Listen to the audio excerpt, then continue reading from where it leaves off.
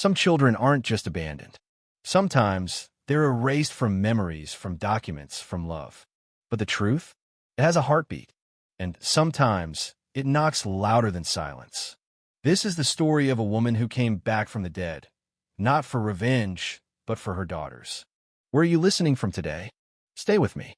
The rain was hammering down, pounding the windshield as Edith pulled her old car over to the side of that lonely highway. Her hands shook not from the cold. No, it was something deeper, heavier. In the back seat, her 3-year-old twins, Nellie and Marie, sat quietly, clutching worn teddy bears, their wide dark eyes staring at the storm outside, confused. "Get out," Edith said, voice barely cutting through the thunder. The girls didn't move. "I said get out." Her voice cracked, a mix of desperation and something cruel she didn't recognize in herself. 6 months had passed since Jeff, her husband, had died suddenly from a heart attack. 6 months since her world shattered, leaving her alone with 2 girls who weren't hers by blood, but whose existence reminded her every day of Elena, the woman Jeff had loved before her, the woman everyone told Edith was dead. Edith had married Jeff 3 years ago when the twins were babies. Back then, she'd convinced herself she could love them as her own. But now, after Jeff's death and mounting debts, all the pretending was gone. The life insurance barely covered the funeral, and she was drowning working 2 jobs to keep a cramped apartment above water. Every morning, she saw Elena in the girl's eyes. Elena's memory haunted her, stubborn and unforgiving. "You don't belong with me," Edith finally said, turning around to face them. "You never did. Your daddy's gone, and I can't. You'll always be unwanted.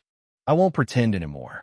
The twins exchanged confused glances, unable to grasp what their mama Edith was doing. Edith opened the back door, lifting each girl out and setting them on the rain-soaked asphalt. Their thin jackets offered little protection as the cold rain soaked them through. "Someone will find you," she said, though she wasn't sure if she was saying it to them or to herself. She pressed 2 $20 bills into Nellie's tiny hand. "Hold on to this. Don't let go." As she got back in the car, Marie's small voice called out, "Mama Edith, where are you going?" Her foot hesitated on the pedal, but the crushing weight of eviction notices, denied insurance claims, and mounting bills pushed her away. "I'm not your mama," she whispered without looking back. The door slammed. Through the rearview mirror, Edith saw the twins standing there, rain dripping from their hair, holding hands, trusting her still. For a heartbeat, she almost turned around. Then she drove away. What Edith didn't know, someone else had seen them. Carmen Lewis, a social worker with 15 years of experience, had spotted Edith's broken-down car earlier that day. She'd stopped to help, but the car had vanished. Something about those 2 little girls standing alone in the rain didn't sit right.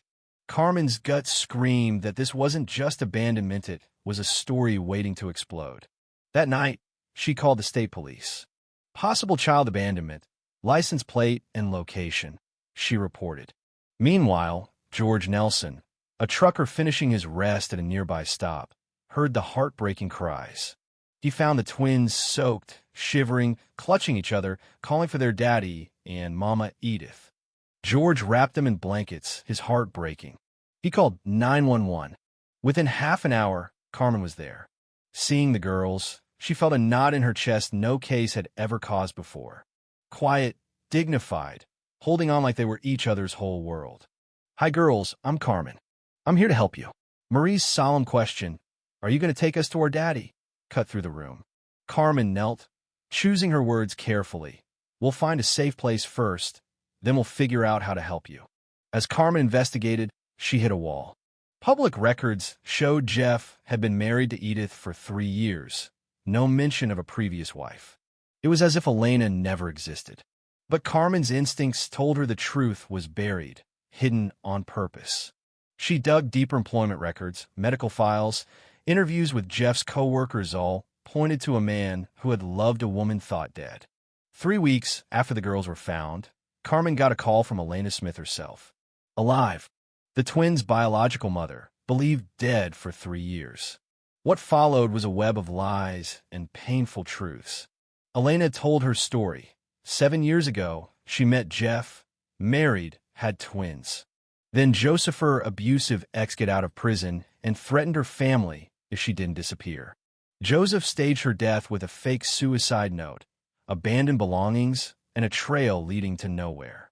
She'd been held captive for 3 years, a prisoner in a nightmare. Elena's escape came when Joseph was jailed again.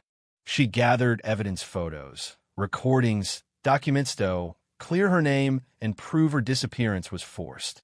The FBI got involved, Joseph faced federal charges, and Elena started fighting to reclaim her daughters. But Edith had other plans. Haunted by debt and guilt, she'd abandoned the twins on that highway, convinced no one would come for them. Now, faced with Elena's return and legal fight, Edith was desperate. She hired a lawyer, tried to regain custody, claimed she was the only mother the girls knew. Their first reunion was both tender and heartbreaking. The twins didn't remember Elena, but felt a connection, slowly opening to her stories and photos of their baby days. Mama Elena, they called her, cautiously hopeful. But Edith watched from distance, paranoia growing. She contacted Joseph's lawyer, trying to discredit Elena, claiming she'd lied about captivity. The tension built, and threats followed. Elena's motel room was broken into, a chilling note warning her to leave town. Then came the custody hearing, a courtroom packed with pain, hope, and secrets. Just as the case unfolded, news arrived. Joseph Murphy had escaped prison, dangerous and vengeful, targeting Elena and those close to her.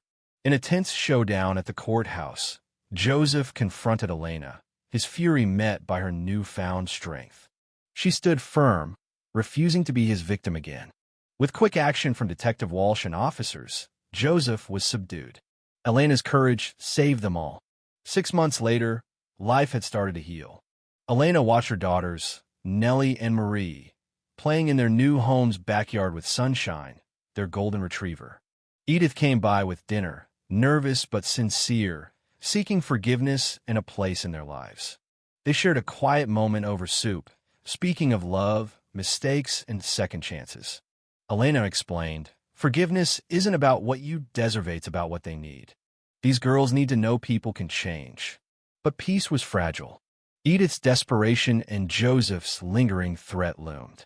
The legal battle continued, and the shadows of the past threatened to tear the fragile family apart again. So what do you think? Who truly deserves the girls? Can forgiveness erase years of pain? Or is some damage too deep?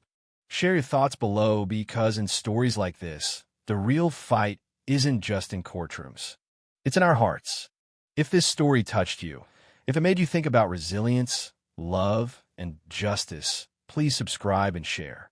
Sometimes, love comes back in ways we never expect. See you next time.